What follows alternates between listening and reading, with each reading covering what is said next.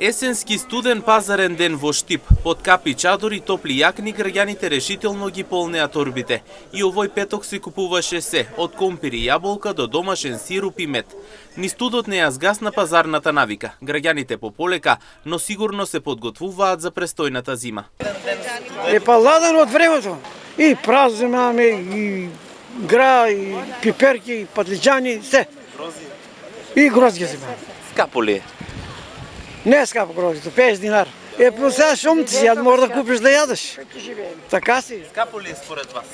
Не, не е скапо. Патлиџан, пиперки, гравче, оривче, јабуки, круши, грозје, кромиче, за салатички за се. Магданош, се, морковче, се што се јаде, за куќата, се. Еден ден, ама на брзина позарими, ќе си бегаме. Скапо ли е, реално не е скапо? Да ти кажам, спрема времето не е скапо.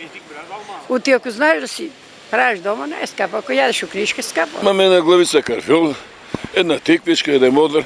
Сака госпожата да прави у недела во времето е топло, ладно сега туритава.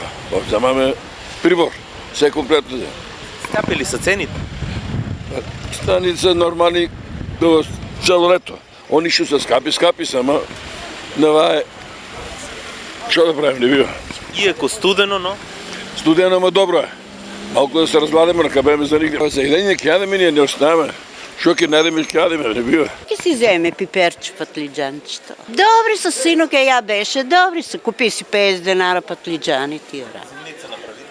Направиме ајварче, друго ништо. Задоволни од поборувачката овој петок и продавачите. Велат граѓаните најмногу купуваат производи за зимница. Днеска е малку ладно, луѓето се малку стегнати, меѓутоа ја очекувам дека ќе излезат некаде на половината на денот.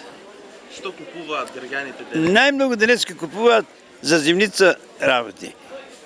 Корнишон, пиперки, зелени патлиџани, моркови и се друго што стават у туршијата.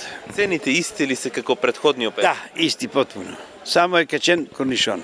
Колку е цени се движи? Корнишон е 100 динара, а карфиоло е 70, патлиџаните зелени 60, морково е 60, што друго стават у зимницата да кажеме, пиперо 80 и тоа.